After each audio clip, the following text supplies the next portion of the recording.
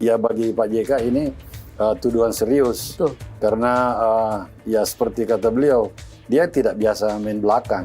Bagaimana seorang JK dituduh mendanai ya apa namanya kasus ijazah palsu Pak Jokowi. Nah, ini persoalan bagi dia. Yang membuat konten itu menurut saya gimana ya? Motivasinya apa? Motivasinya apa?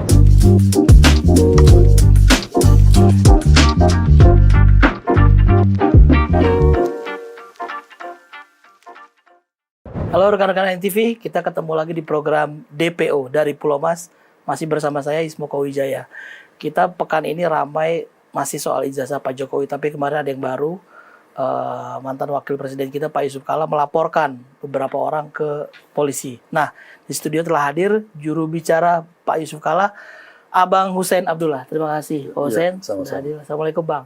Waalaikumsalam. Sehat-sehat, Bang. Sehat. Saya biasa panggilnya Bang Uceng. Kita teman-teman panggilnya Bang Uceng. Gitu. Jadi saya panggilnya Bang Uceng aja. Bang, kita mungkin update dulu nih Bang Uceng. Kemarin Pak JK tanggal 8 ya Bang, April, Rabu 8 April melaporkan beberapa nama ke polisi ya. Salah satunya Abang Rismon. Bisa diupdate soal itu Bang Uceng?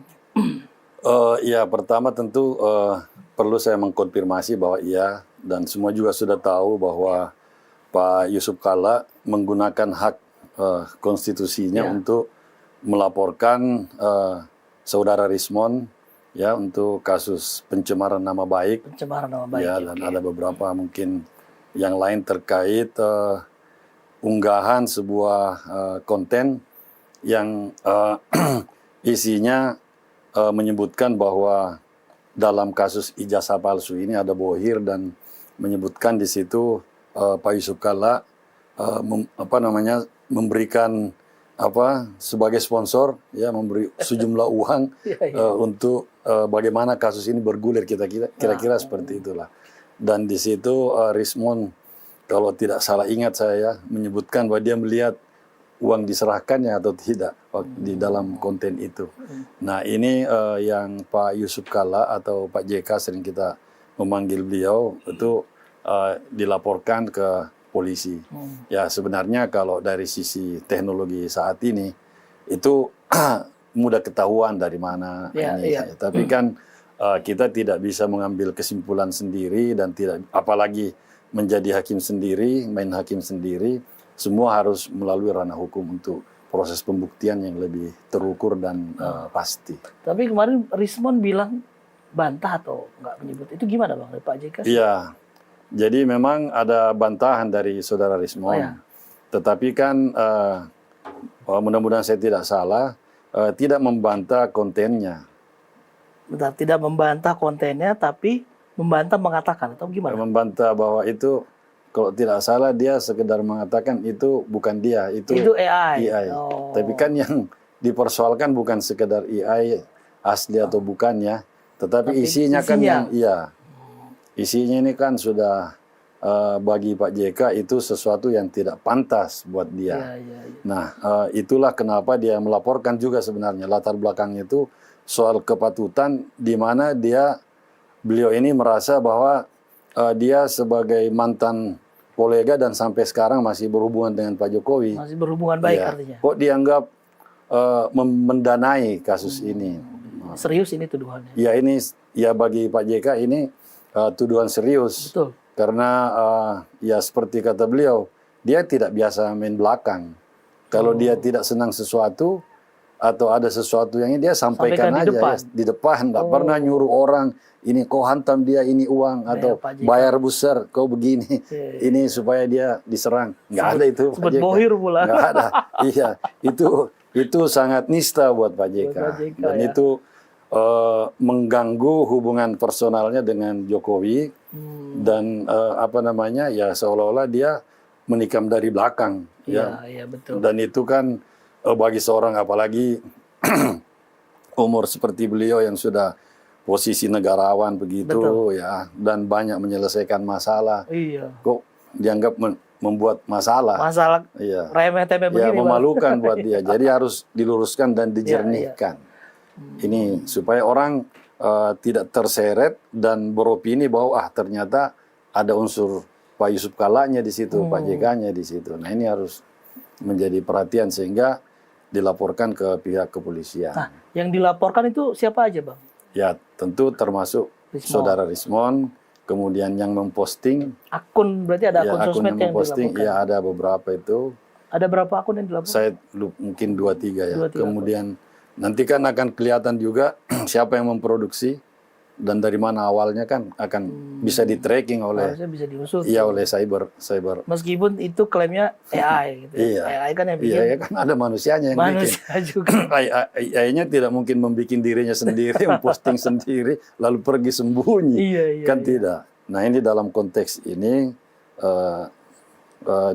ya dilaporkanlah oleh Pak Yusuf Kalla. Jadi Pak Yusuf Kalla ingin betul-betul tidak ingin sama sekali, bukan masalah dilibatkan atau tidak, dia menjaga hubungan baik dengan Pak Jokowi. Lebih ke arah sana ya. Itu juga itu paling penting. Dan ini kan masalahnya sampai beberapa hari setelah konten ini tersebar ya? Tersebar, baru ada sanggahan dari pihak Rismon. Oh, tapi kan sudah menimbulkan kerusuhan. Damage has been done. Iya sudah. Nah ini kan padahal kita tahu mungkin saja Rismon sudah nonton, sudah apa mungkin ya. Dan sebagai ahli IT harusnya kan cepat merespon dan pasti dia tahu efeknya.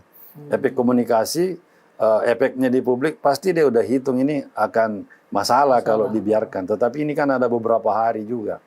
Tetapi sekalipun di awal Rismonnya mengeluarkan bantahan, itu gugatan harus tetap dilakukan juga sebenarnya. Jadi artinya setelah Pak JK atau tim Pak JK mengeluarkan statement akan melakukan tindakan hukum, baru Rismon keluar muncul, bantah. Membantah. Tadinya selama itu dibiarkan aja. Itu dia menikmati juga itu gelombang viralnya. Tanda kutip ya Allah. Nah ini menjadi tanda tanya.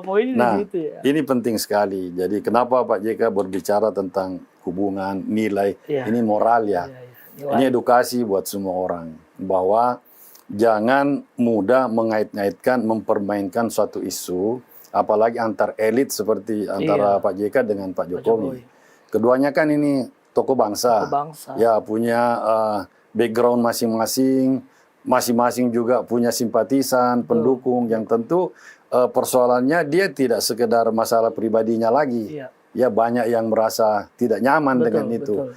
Kedua, dalam situasi negara seperti ini, yang kita perlukan itu adalah hubungan-hubungan baik, harmoni. Antara elit apalagi.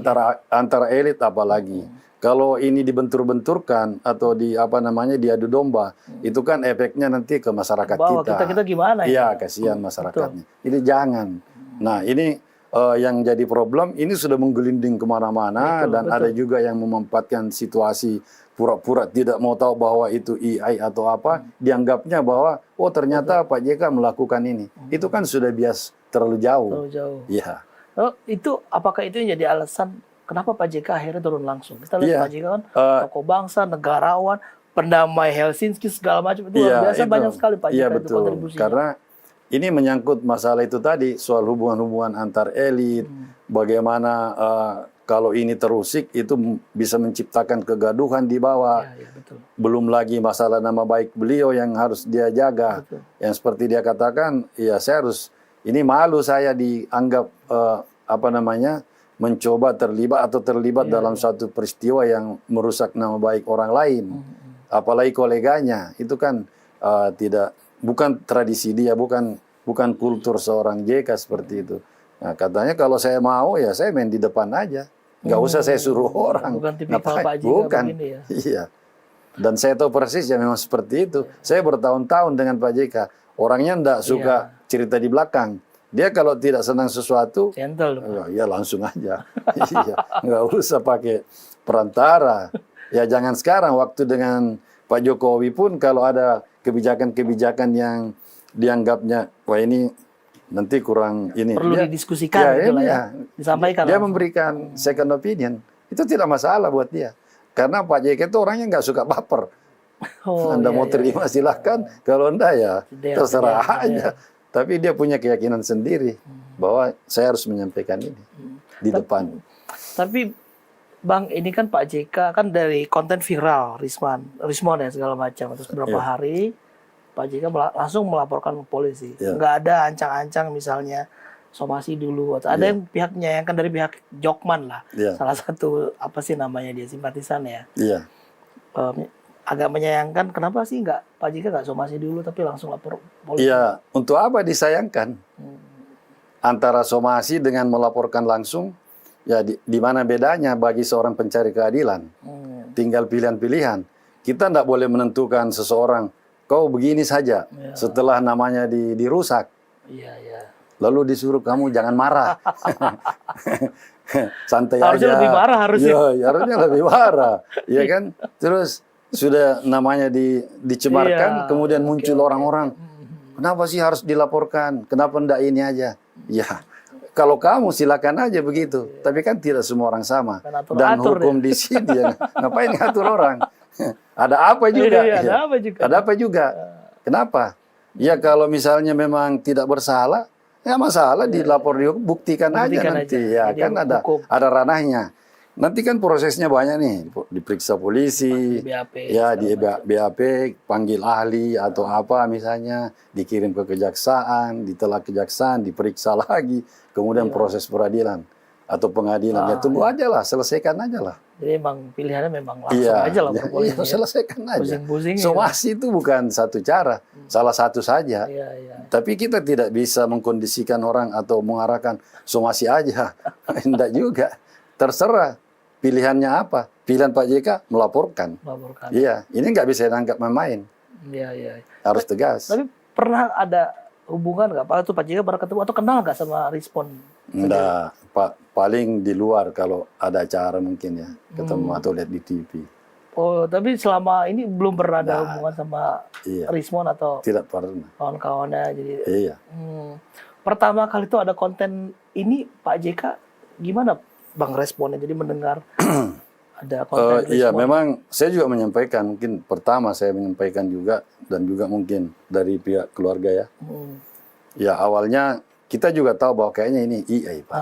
Iya. Oh begitu bilang iya. Tapi dia berpikir bahwa ini ada resikonya ini. Meskipun AI ini iya, meskipun ada resikonya. Iya, risikonya itu tadi. Dia kok hina sekali saya ini. Katanya saya harus membeginikan. Seorang Yusuf Kala ini menikam dari belakang seorang Jokowi yang notabene kolega. Dan ini kan kasus soal ijazah ini menjadi pusat perhatian. Betul. Tiba-tiba namanya diikut sangkut pautkan di situ yang tidak ada hubungan ujung pangkalnya. Iya. Jadi respon pertama Pak JK mendengar dapat laporan ini marah atau gimana? Ya kalau Pak JK itu dia orangnya dingin ya. Jarang kita lihat ekspresinya langsung marah. Dia enggak. Biasa marah tapi tidak langsung meledak karena udah biasa dihadapi masalah macam-macam sudah. Udah macam-macam. Yang pertama keluar Pak JK sampaikan apa, Bang? Ini harus dilapor. Oh. Ya, waktu itu dia menelpon saya, kita laporkan ini. Langsung lapor polisi. Iya, jadi memang udah keputusan dari awal ini lapor. Nggak ada opsi lain. Nggak ada. Tanggung jawab aja lah yang bikin sama yang ini. Iya kan? Kan ada urusan polisi nanti ya. Silakan di situ yang dipanggil nanti kan sebagai apa statusnya, ya beri aja penjelasan. Nanti polisi yang tentukan. Kan sudah ada semua. Kalau pasal ini ancaman hukumannya sekian. Kalau ini, kalau tidak terbukti kan tidak juga. Bang, ini kita kemarin kan lihat wawancara doorstopnya Pak JK habis melaporkan ya. Beberapa pernyataannya bilang ya Pak Jokowi buka aja ijazahnya gitu kan. Ini kan masalah sudah 2-3 tahun. Ini kan masalah cukup menguras gitu. Menguras perhatian bangsa. Ini sebenarnya apa yang mau disampaikan Pak JK soal itu? Saya kira itu sangat bijaksana ya dari seorang Pak JK karena dia melihat ini ongkos sosialnya sudah terlalu banyak, sudah terlalu tinggi. Kos sosialnya sudah terlalu tinggi. Kalau ini kasus biayanya sebenarnya tidak ada. Siapa yang mau biayain? Tidak perlu juga. Cukup diundang ke TV, datang talk show malah kasih honor kan sama TV. Iya ya. Yang mendanai TV. Iya kan? TV dong, kita dong berarti kasih honor. Apa yang mau didanai dari kasus ini? Iya benar. Iya kan? Iya. Jadi tetapi ongkos sosialnya sudah terlalu mahal. Ongkos sosial. Membuat friksi di masyarakat. Ada yang meyakini Jadi ada berkubu-kubu Ya, ya. ada ijazah asli, ada yang ijazah palsu, kira-kira gitulah. Sudah bersaut-sautan di sosmed, Iya, iya. ya di komentar-komentar netizen sudah terbelah gara-gara itu. Ya, dulu kita dibelah oleh apa Pilihan namanya? politik.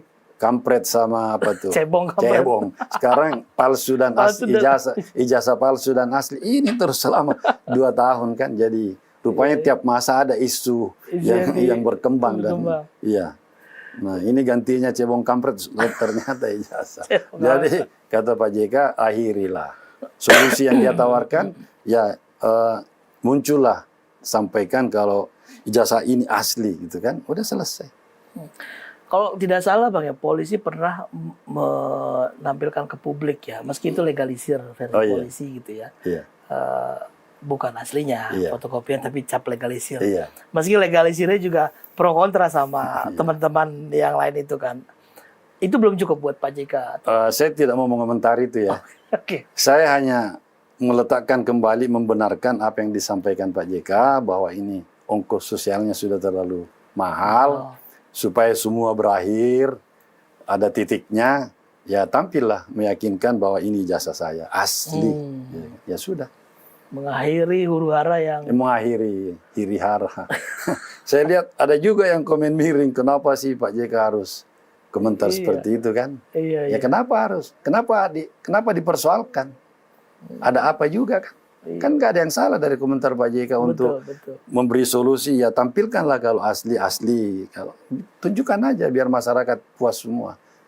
Jadi Pak JK atau juga kecele bagi yang menuduh Pak Jokowi tidak punya jasa asli. Kan? Oh iya. Jadi Pak JK juga pengen tahu Pak Jokowi ijazahnya asli apa palsu? Walau kalau itu saya tidak tahu karena dia juga minta ditunjukkan kepada publik kan. Tidak ada yang tahu itu. Tapi kan kemarin melaporkan nih ya beberapa nama-nama akun-akun gitu ya. Dengan sekarang mudah-mudahan ya ini pertanyaan saya kira-kira gini. Yakin nggak laporan itu diusut polisi, Bang? Yakinlah. Gimana? Polisi kita kan presisi. Presisi. Tribrata apa itu? Presisi Iya. Artinya dengan menerima Pak JK datang melapor langsung ya dan tidak ada bedanya antara rakyat biasa dengan Pak JK datang sendiri karena ini delik aduan. Ya, saya kira polisi akan memproses kasus ini. Kalau enggak ini pertaruhan nama baik polisi juga. Kenapa tidak diproses? Dan bahkan kemarin itu mereka sangat antusias. Oh ya, diterima ya. Kita dikasih minum, dijamu, ngobrol di situ. Cara pemeriksaannya enak, nyaman juga. Terus ternyata di kepolisian sekarang itu ada lembaga yang dibentuk untuk kasus-kasus yang mandek di berbagai daerah itu bisa melapor ke Mabes untuk di follow up. Artinya polisi selalu punya etikat baik untuk menyelesaikan setiap masalah. Ada salurannya sekarang lebih baik lah ya. Iya. Jadi kalau itu kita yakin bahwa polisi akan bekerja secara profesional. Profesional aja. Iya, ya. Bang, ini sebenarnya kita pengen tanya soal sudut pandang Pak JK soal kasus ini. Tadi kan Pak JK kan statement terakhir tunjukin aja Pak Jokowi jasanya. Iya. Akhiri huru-hara menguras energi masyarakat gitu ya. Tapi sebelum itu nanti kita akan lanjut setelah berikutnya ya Bang ya. Kita akan kembali setelah berikut ini.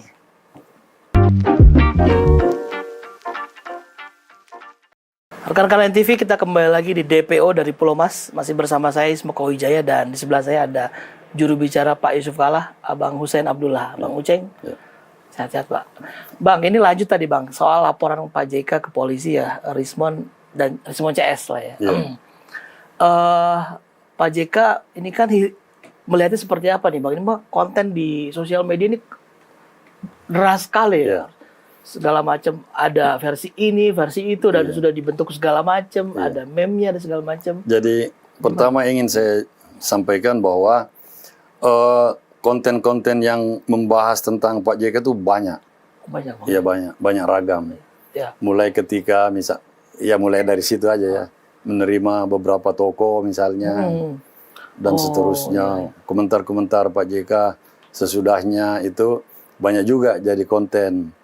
Oh, dibikin ulang lagi. Iya banyak. Komentar-komentar netizen tuh gimana Bang Ya, kalau diperhatikan? Pro kontra biasa lah. Tapi itu bukan masalah. Karena ini kan diskursus, wacana. Ya, kritikan atau bagaimana Pak JK memberikan konstruksi pemikiran yang kira-kira bisa digunakan oleh pemerintah sebagai framework, kerangka kerja, atau misalnya bagaimana mengantisipasi keadaan. Bahwa ada tanggapan-tanggapan, itu kan orang bebas berpendapat biasa aja. Nggak perlu dilaporkan juga. Tapi netizen ini kita kan nggak tahu Bang, kadang-kadang netizen benar atau buzzer, atau Pak JK melihatnya seperti apa nih? Kritik-kritikan di... Ya, dia tidak memilah-milah ini buzzer atau bukan. Biarin aja. Tapi dilaporkan ke Pak JK Bang, komen-komen. Kenapa? Ya kita sampaikan ada pandangan kayak begini. Bagi dia itu enggak masalah. Karena itu kan dia berpendapat, Pak JK berpendapat, ada yang menyanggah, ya silakan aja. Silakan aja. Pak JK itu sesimpel itu sebenarnya. Simpel. Pak, ya? Ya kan? Pemerintah juga diberi masukan, dipakai, bagus, enggak juga yang itu pilihan pemerintah. Tetapi kan resikonya kalau terjadi sesuatu kan kita semua yang dirugikan. Dan beliau juga berkepentingan bagaimana pemerintahan ini solid dan dipertahankan. Nah, jadi beliau banyak memberikan pandangan-pandangan, solusi-solusi. Itu konteksnya, bukan sebaliknya. Jadi Pak JK kan punya banyak pengalaman di pemerintahan, udah panjang ya, panjang. Panjang sekali Pak JK. Nah, ibaratnya antara seseorang naik bus, ya, naik bus, beliau jadi penumpang. Supirnya supir ya baru 1-2 tahun lah, melewati suatu rute. Rute itu selain tikungannya banyak, juga cuaca tidak terlalu bagus. Cuaca buruk. Ya, sebagai penumpang yang tahu situasi, boleh dong menyampaikan kepada supir, hati-hati di depan, injak rem atau apa, kapan atau singgah dulu karena cuaca tidak terlalu bagus, supaya penumpang selamat semua. Ya itu kira-kira, bukan sebaliknya. Bukan sebaliknya. Ya kalau sebaliknya dibiarkan, kan beresiko buat seluruh penumpang. Seluruh penumpang bis ya. Iya sayang. Padahal tahu bahwa ini ada masalah, ada ancaman di depan. Jadi itu harus disampaikan. Nah, kira-kira analoginya seperti itu. Nah, kalau ada yang membantah, punya pandangan lain, bahwa bisa diatasi dengan ini karena mobil misalnya remnya sudah canggih, ya silahkan aja. Namanya ngasih saran. Ngasih saran. Ya kan? Seperti itu. Tapi Bang, kalau lihat dan dari... itu tidak dilaporkan. Nggak harus. Ini saya lanjutkan. Nggak perlu. Yang dilaporkan ini sudah menyangkut hal yang sifatnya personal dan mengganggu hubungannya dengan orang lain, dalam hal ini Pak Jokowi. Ya, ini beda lagi nih. Jadi yang dilaporkan apa Bang? Komen-komen netizen yang keras banget, yang nggak ada itu yang keras, nggak ada. Kita pernah melaporkan komentar netizen yang keras, itu nggak ada. Tetapi ini kan menyangkut bagaimana seorang JK dituduh mendanai, kasus ijazah palsu Pak Jokowi. Nah, ini persoalan bagi dia. Seperti yang saya jelaskan tadi, mengganggu hubungannya dengan Pak Jokowi yang seolah-olah dia kok sahabat, kolega di pemerintah. Kenapa jadi begini? Mendanai malah untuk merusak nama baik Pak Jokowi kan tidak mungkin. Ya itu. Ini pernah ada tokoh lain yang hubungi soal ini ke Pak JK, kasih saran, masukan mengenai setelah laporan. Tiba-tiba nama Pak JK disebut-sebut sama... Mungkin banyak ya. Ya pastilah dia. Kan nomor HP-nya banyak diakses orang. Apalagi kasih dia support gitu. Dia banyak terkoneksi dengan beragam toko. Iya. Ini kan kalau kita lihat ada beberapa kubu ya. Ijazah palsu dan percaya apa enggak gitu kan. Iya.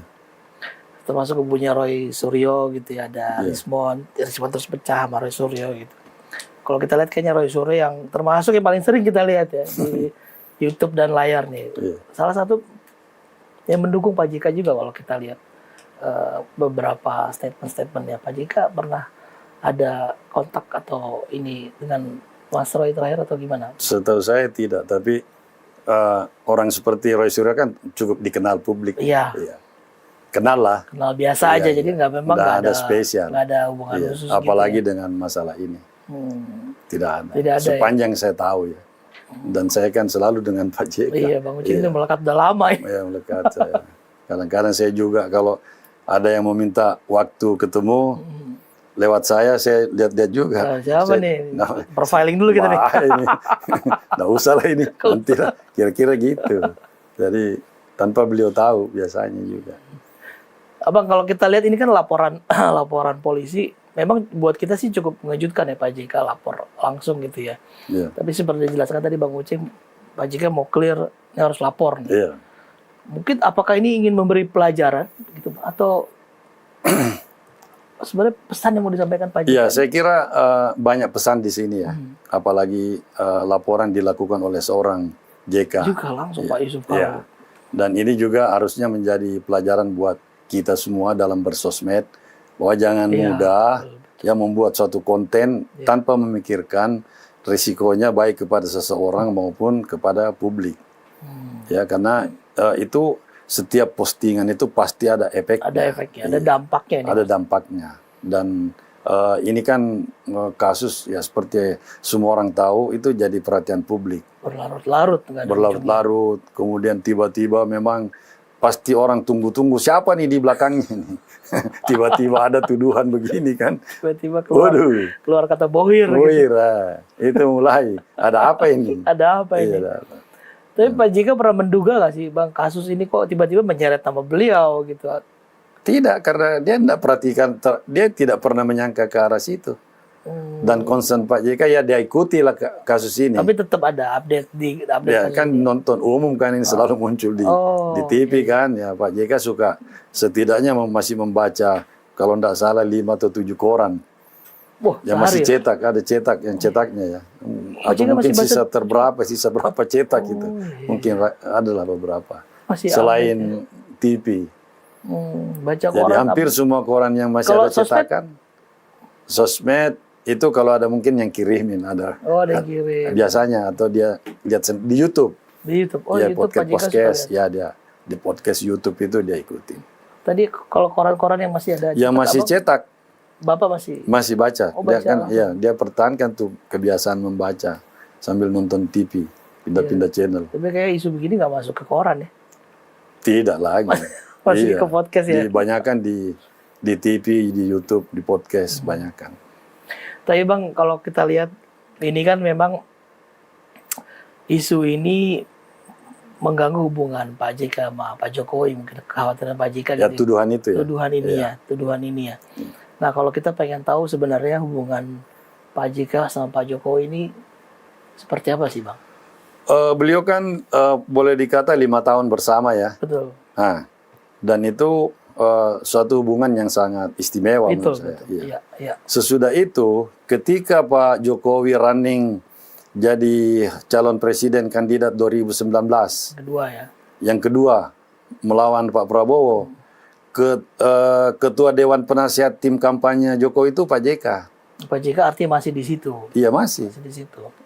Berkontribusi terhadap pencalonan dan kemenangan Pak Jokowi. Pak Jokowi Ma'ruf Amin ya. Ma'ruf Amin ikut membantu dan berkampanye malah membawa Pak Jokowi ke Makassar, menjamu, ya diikuti prosesnya sesuai kapasitasnya. Oh. Iya. Oh, Pak JK Ketua Dewan Penasehat ya? Ketua Dewan Penasehat. Tim kampanye. Iya. Jadi bukan kadang-kadang, pada waktunya beliau harus cuti karena masih menjabat kan. Untuk ikut kampanye, ya, cuti dulu sesuai aturan. Oh iya. Nah, ini ya terus. Habis itu hubungan itu terus terjaga menurut saya, tidak pernah. Adalah perbedaan-perbedaan pendapat, itu biasa. Artinya masih baik ya? Iya, sangat baik bahkan. Sangat baik. Jadi menurut dan Pak JK itu tipikal orang yang memang sangat kuat menjaga hubungan-hubungan. Jadi dengan semua mantan, Pak SBY, Ibu Mega, Pak Budiono, ya semualah masih terkoneksi dengan baik. Kapan-kapan ketemu, apalagi kalau ada pesta, kawinan, acara kenegaraan, upacara-upacara 17-an dan kan ketemu mereka. Undangan resmi negara sering. Ya. Iya. Jadi forum-forum ini saya kira juga menjadi suatu sarana buat tetap memelihara hubungan-hubungan beliau berdua. Dan Pak JK itu yang saya tahu dia nggak baper orangnya. Iya, Dan itu juga bikin nyaman kepada Jadi siapapun. gentle di depan apa disampaikan gitu, Iya, sampai di disampaikan. muka gitu Iya. dikasih tahu kalau ada Ya sesuatu. makanya seperti yang dia bilang, kalau asli jasanya ngomong aja, sampaikan aja. Nah, itu gentle itu, nggak ada mencerita di belakang. Tapi statement Pak JK kemarin cukup menarik sih Bang. Ya, Sampaikan saja Pak Jokowi akhiri ini aja. semua. Iya, gitu. ini Jadi, semua. huru-hara ini selesai, Iya. cukup menguras kita. Menyampaikan selain sebagai mantan kolega, juga sebagai adik tentunya ya. Jokowi lebih muda. Dan Pak Jokowi suka menelpon kakaknya kan, abangnya siapa. Saya kira itu. Kemarin Pak Jokowi bilang kakaknya yang di sana. Di sana ya. MBS. Tapi statement Pak JK kemarin itu disarankan oleh Bang Uceng teman-teman atau memang spontan Pak JK menyampaikan? Saya kira spontan ya. Ya jadi kalau Pak JK itu caranya menerima masukan itu dia kan punya intuisi sendiri. Ya. Jadi Pak JK itu tokoh yang menurut saya beda. Mungkin banyak orang dituliskan dulu, lalu dia menyampaikan. Di konsep gitu. Konsep baru terus Bikin menyampaikan. Iya. Kalau Pak JK dia menyampaikan dulu baru kita tulis. Kebalikannya. Iya. Tipikal aktivis sekali Pak JK. Iya. Jadi susah menebak jalan pikiran Pak JK itu. Meskipun kita sudah lama dengan beliau, itu tidak mudah juga ini. Abang berapa tahun Bang kamu? Bang? Dari sejak mahasiswa saya. Mahasiswa Bang ya? Iya. Bang Uceng dulu wartawan juga nih. Iya pernah. Di RCTI saya lama. Oh Bang ya? Iya. Berarti ada berapa tahun sama Pak JK? Ada Kalau 20 tahun? hitung dari sejak mahasiswa kita di HMI terutama Iya, ya. iya. Oh, iya, tahun iya. 80-an lah. Wah. Sampai sekarang. Nah, terus 40 ketika tahun saya dong ya? Seumuran saya nih Bang. sudah sekian dekade. Saya jadi wartawan juga dari tahun 90 awal kali ya. Dulu Bang ya? Iya. Waduh. Sering juga komunikasi. Sungkem senior ini. Aduh. Waduh. Sudah wartawan 61 ke atas. Iya, iya. Ini sebenarnya kita menarik ngobrol panas dingin hubungan Pak JK dengan Pak Jokowi. Iya. Ya, namanya juga berkawan gitu ya. Iya. Ada mungkin diskusinya, ada mungkin Iya. ini. Tapi selama ini seperti apa Bang? Panasnya apa? Dinginnya ada Ya nggak? pasti dingin panas ada lah. Itu normal aja. Tetapi tetap dalam bingkai persaudaraan. Persaudaraan, Iya. persahabatan. Iya. Nggak ada yang perlu membuat keduanya tidak saling bicara misalnya. Nggak perlu kan? Nggak perlu. Bukan kayak gitu ya. Iya, nggak kayak gitu juga. Biasalah. Normal-normal saja. Jadi, masing-masing kan juga punya kesibukan. Ya, Pak JK juga dengan kesibukannya sekarang. Pak Jokowi juga dengan kesibukannya. Ya, mungkin suatu saat ketemu atau mungkin saja telepon-teleponan kita tidak tahu. Oh, langsung ya. Ya bisa aja. Iya, nggak ada yang susah sekarang. Betul, betul. Ya, kita sebenarnya pengen ngobrol lagi panjang soal hubungan Pak JK sama Pak Jokowi. Tapi kita tahan dulu. Kita akan kembali setelah yang satu ini. Halo rekan-rekan NTV, masih bersama saya Ismo Wijaya di program DPO dari Pulau Mas. Di sebelah saya masih ada Pak Hussein Abdullah, juru bicara Pak Yusuf Kala. Ya. Bang Uceng. Bang, tadi kita lihat sebelum ini sedikit soal hubungan naik turun lah. Kita kalau ngomong panas dingin agak nggak enak nih ya. Iya sih. Sama-sama tokoh Naik bangsa turun juga negara. nggak enak. Naik turun juga nggak enak. Kalau abang boleh sedikit hubungan Pak JK, Pak Jokowi pasti kan dinamis lah ya. Seperti kita berkawan gitu lah. Ini gimana Bang? Terkait tuduhan bohir ini, nah, hubungan Pak JK Ya. Pak Jokowi gimana? Saya kira mengganggu ya. Cukup mengganggu. Andaikan tidak mengganggu, tentu Pak JK reaksinya tidak seperti ini. Yang kedua, Oh iya, iya. iya, Pak JK sangat menghargai hubungannya dengan Pak Jokowi. Karena itu beliau melaporkan untuk membuktikan bahwa dia tidak sejahat seperti yang digambarkan Tidak dalam benar lah, tuduhan nggak benar. itu. Tuduhannya Iya. tidak benar. Dan juga kemunculan Pak Jokowi di pentas nasional kan tidak lepas dari endorse dari Pak JK sendiri. Jadi, Oh iya Bang ya. iya, dari sejak awal Dari jadi gubernur Solo apa dari ke Jakarta nih pas Jakarta? dari Solo ke Jakarta. Dari Solo ke tentunya. Jakarta. Iya. Pak JK kalau kita lihat perannya sebelah mana Bang? Kalau Ya, dari- salah satu dari yang Solo ke Jakarta. boleh dibilang mendorong Pak Jokowi maju sebagai gubernur di DKI. Oh. Iya. Pak Waktu JK itu. Iya. Itu gimana ceritanya Bang? Iya, waktu itu kan Poke ya, sangat. Ya, Fauzi Bowo. Fauzi Bowo, ya Fauzi Bowo, sangat kuat sekali. Dan tetapi di saat yang sama Jakarta juga ini butuh figur baru lah bagi Pak JK. Pak Foke itu incumbent waktu itu kalau nggak salah ya. Petahana. Ya. Nah di saat yang sama itu Pak Jokowi muncul sebagai suatu sosok baru lah sosok baru. Nah, dicobalah. Pak Cahyo masih hidup, Cahyo Kumolo. Oh betul. Ada suatu kunjungan ke Semarang kalau tidak salah, yang juga dihadiri oleh Pak Jokowi. Kata Pak JK ke Pak Cahyo, boleh juga tuh wali kota Solo tuh jadi katanya. Oh artinya memang ada Pak JK melihat potensi ya. Pak Cahyo itu sekjen PDIP ya teman-teman. Gubernur ya, waktu dari wali kota menjadi gubernur. Dari wali kota ke gubernur ya. Jadi sebenarnya hubungannya sudah cukup lama sekali. Iya lama. Jadi ini kan sayang kalau terganggu. Karena gara-gara soal. Hanya karena tuduhan yang lewat AI pula. AI pula. Kan ini namanya ya tidak etis lah. Artinya yang bikin ini, yang membuat konten itu menurut saya gimana ya? Motivasinya apa? Motivasinya apa? Iya. Ya nggak ada guna-gunanya. Betul. Iya. Untuk apa? Pernah dianalisis sama tim Pak JK sendiri ini motivasinya apa kira-kira? Ada? Ya kita sih tidak terlalu punya tim yang seperti itu ya, biasa aja sih, mengalir aja. Kita cuma menganggap ini memang benar Pak JK harus laporin. Langsung laporin ya. Laporin aja. Tapi Bang, dari tuduhan bohir ini dari, ya anggaplah diduga Rismon lah ya.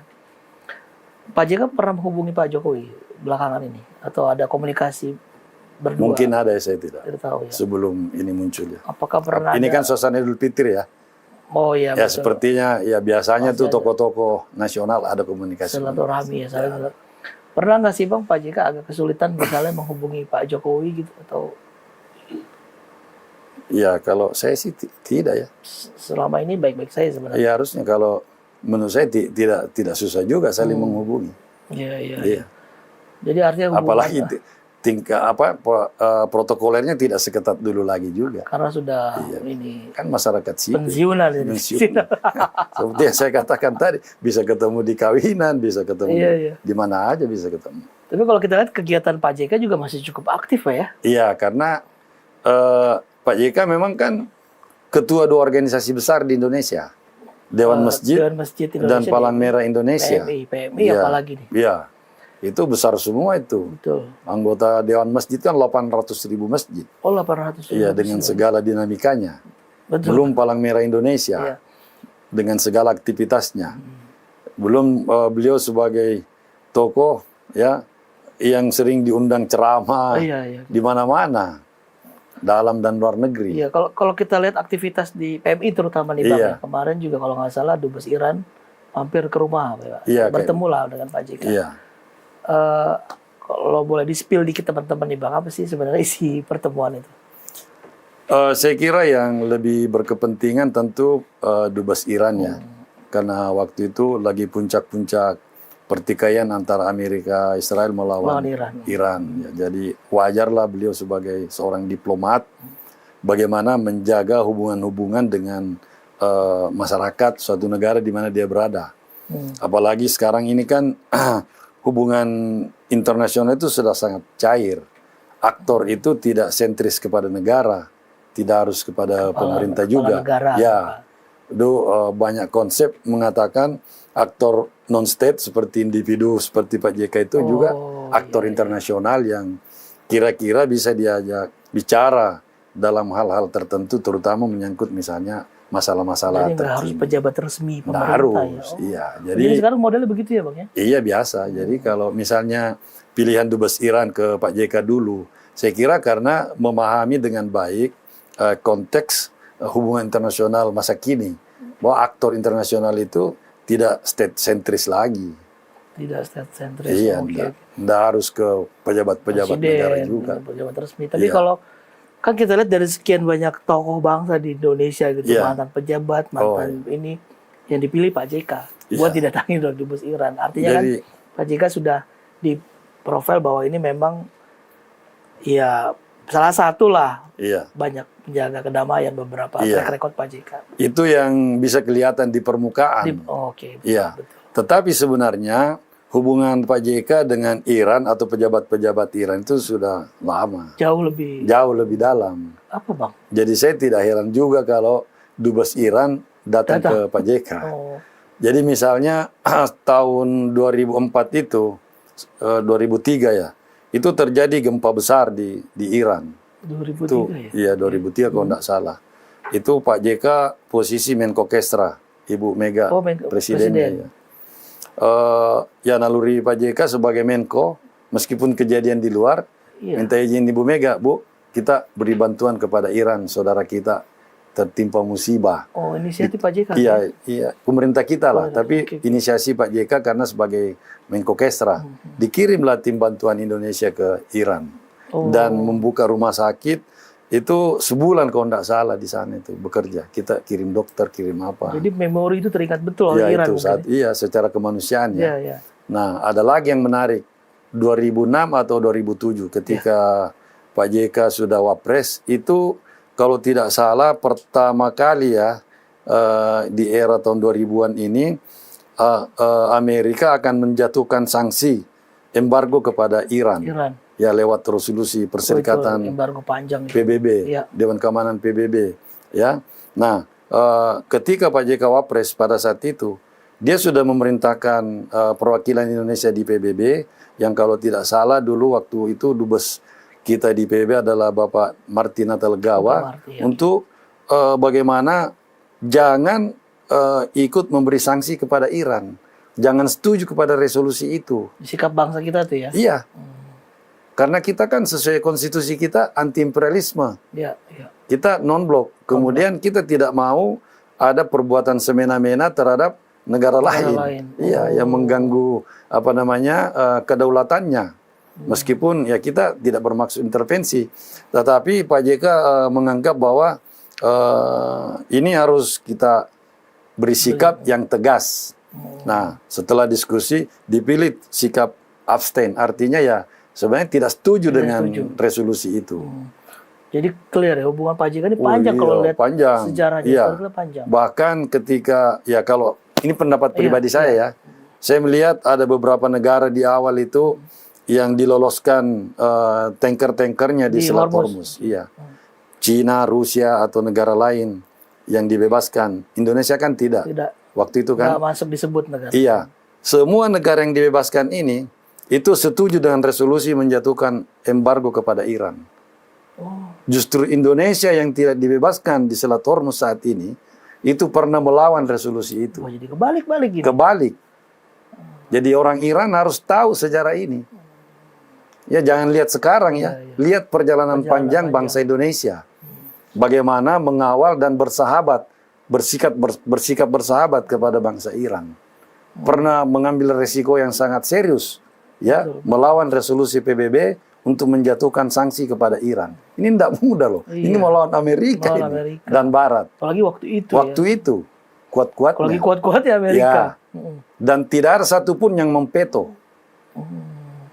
Cina, Rusia setuju sehingga sanksi pun dijatuhkan. Jatuhkan embargo. Kita abstain Indonesia berarti ya. abstain, ya tidak bisa berbuat apa-apa karena yang pemegang hak veto hanya 5 negara. Kita hanya anggota tidak tetap Dewan Keamanan. Abstain pun waktu termasuk keras itu. Oh, ya. itu sikap keras. Sikap keras. Itu keras. Kalau yang terakhir Hormuz kemarin, apakah Pak JK ikut turut membujuk-bujuk lah Iran terkait Indonesia bisa lewat segala macam atau? Saya tidak ikuti terlalu jauh ya, karena ada pembicaraan antara Pak JK dengan Pak Dubes ini memang lebih apa namanya, lebih berdua. Lebih berdua. Gitu. Tapi kalau kita lihat ini kan. Dan cirinya Pak JK itu tidak suka mengumbar sesuatu yang. Tapi pertemuan lama tuh Bang ya? Lumayan. Dan ada beberapa kali sebenarnya, tetapi itu kaitannya kemudian berkembang menjadi bagaimana Palang Merah itu diminta memberi bantuan kemanusiaan ke Iran, dan kita dan PMI akan mengirim ke sana. Kapan nih Bang? Timnya berangkat itu Senin besok ini. Abang ikut berangkat? Iya. Jadi kemana? Ke Iran? Ke Pakistan dulu, Oh, berbatasan. Iya, berbatasan karena pihak Iran menyarankan kita memilih 2 jalur. Salah satunya itu Pakistan atau Turki. Kita pilih Yang Pakistan diambil, dari awal, kita pilih pilih Pakistan. Pakistan. Iya. Apa yang mau dibawa dari PMI? Permintaannya memang dari Iran obat-obatan dan alat-alat kesehatan. Kita fokusnya ke obat-obatannya. Nanti belanjanya di Pakistan. Oh gitu. Ya, kita bawa anggarannya ke sana. Kemudian dibelanjakan obat-obatan di sana dengan berkoordinasi Palang Merah, Pakistan maupun ICRC. Lalu kita serahkan di perbatasan rencananya. Obat-obatan dan alat kesehatan ya berarti ya. Iya. Kalau yang lain makanan gitu. Tidak. Di proposalnya itu obat-obatan dan Alkes. Alkes saya kira Kementerian Kesehatan bisa ya. Ini kalau kita lihat perkembangan terakhir ya Bang ya. Kan ada gencatan senjata lah ya. Dan Iran setuju. Meski disebut cuma 2 pekan kalau nggak salah ya. Beberapa pekan gitu ya. Pak JK sempat sampaikan soal update ini gencatan senjata Iran, Israel, Amerika Israel ini Bang. Nyambut baik. Ya tentu pilihannya memang harus gencatan senjata ya. Dan semua pihak menyambut saya kira. Dan termasuk Pak JK. Karena ini jeda. Anggaplah jeda kemanusiaan untuk membicarakan. Karena kalau perang melulu kan tidak ada ujungnya. Karena Iran juga tidak mau berhenti. Diserang ya balas lagi. Jadi cara yang terbaik ya gencatan senjata dulu. Belum biayanya. Belum biaya, nyawa terutama. Betul. Iya, nyawa terutama. Berarti nanti Abang berangkat ke perbatasan Pakistan-Iran dengan tim dari PMI. Iya. Banyak barang-barang, berapa banyak yang dibawa tuh bantuan? Ada sih target nilainya. Oh, Tapi ya ada. Nanti kita lihat kebutuhannya juga di sana. Jadi ada tim dokter juga yang berangkat? Atau? Tidak. Ini untuk ininya aja. Iya.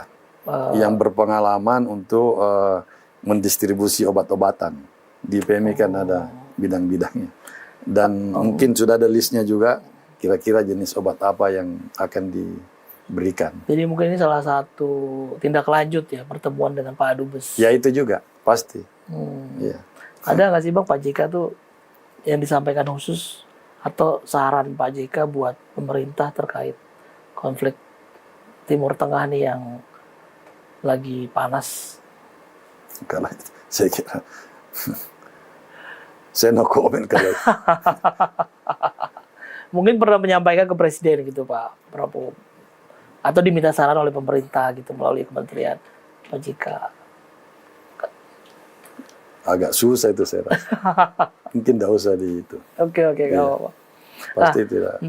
Bang, terkait dengan kegiatan Pak JK kan selain PMI juga ada apa tadi Dewan Masjid Indonesia ya Bang ya, dengan 800.000 masjid gitu ya. Iya. Kita juga berapa kali soal masjid juga kadang-kadang juga ada viral-viralnya juga nih kan. Iya.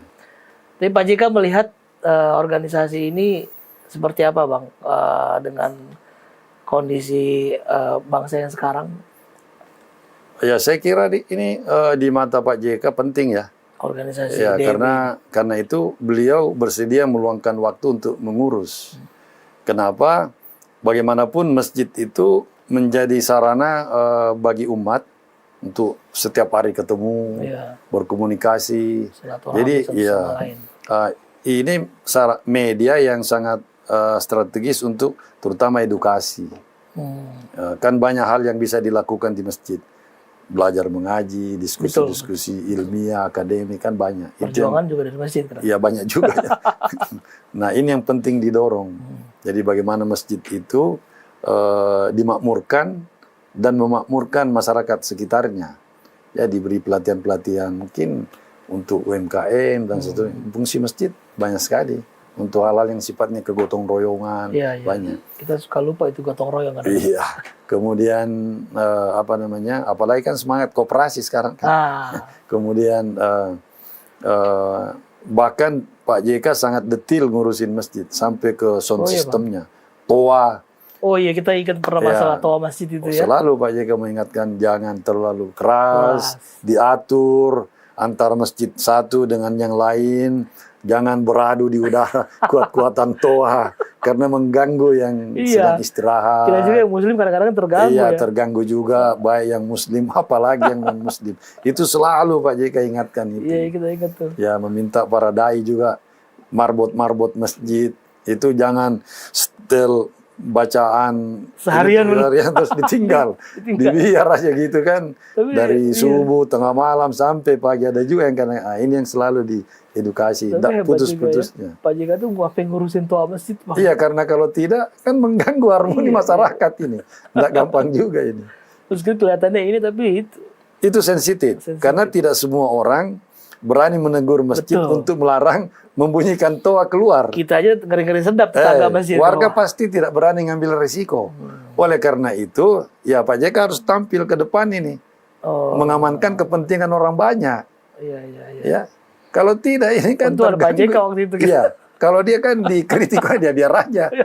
Iya, dia pasang badan untuk sesuatu yang kemaslahatannya kira-kira manfaatnya lebih besar. Lebih besar. Iya. Daripada mudarat. Kalau toanya lebih sejuk kedengaran, lebih enak. Kita juga di dalam masjid jadi nyaman. Iya. Coba kalau toa ribut di luar terus kita di dalam masjid ngaji, terganggu juga kita di dalam sebenarnya. Iya. Bukan cuma yang di luar, yang di dalam pun terganggu. Iya. Bang, kalau kita lihat nih kegiatan Pak JK kan di usia ini cukup banyak lah. Masih tinggi lah artinya aktivitas Pak JK. Apalagi terakhir yang kasus yang tadi laporkan ke polisi, Bang. Bang, ini sebelum terakhir disuruh teman-teman ya. Lama juga kita ngobrol akhirnya. Mungkin ini Bang, terakhir lah Bang, pertanyaan dari kami ini soal ya mungkin pesan Pak JK lah. Ada apa yang mau disampaikan Pak JK atau tersirat atau pernah disampaikan ke Bang Uceng soal kasus ijazah Pak Jokowi ini kan beliau pantau-pantau YouTube gitu, nonton-nonton podcast. Ada nggak sih pesan atau sampai Pak JK? Ya, saya kira memang seperti kegelisahan beliau itu ya, bahwa ini sudah menguras ongkos sosialnya sudah terlalu banyak. Bahkan mungkin tidak hanya menyentil ke Pak JK, tetapi toko lain juga mungkin ada juga yang senggol-senggol. Kan Bohir disebut orang besar kan. Iya. Ya, orang sudah besar banyak nih. Banyak orang besar. Ini juga, jadi memang harus pelurunya kemana-mana. Kemana-mana. Jadi dan tidak ada gunanya. Maksudnya apa? Ujung pangkalnya apa itu? Juga. Mungkin itu ya. Jadi ya makanya beliau berharap ini bisa diakhiri. Diakhiri lah. Dengan cara tunjukkan ijazahnya. Tunjukkan saja. Oke, Bang Uceng, terima kasih nih. Terima kasih udah hadir, kita lihat kayaknya di sela kesibukannya mau mampir kantor kami. Demikian rekan-rekan NTV ngobrol-ngobrol dengan Bang Hussein Abdullah. Saya biasa panggil Bang Uceng, juru bicara Pak Yusuf Kalla. Demikian tim DPO izin pamit. Wassalamualaikum warahmatullahi wabarakatuh. Waalaikumsalam.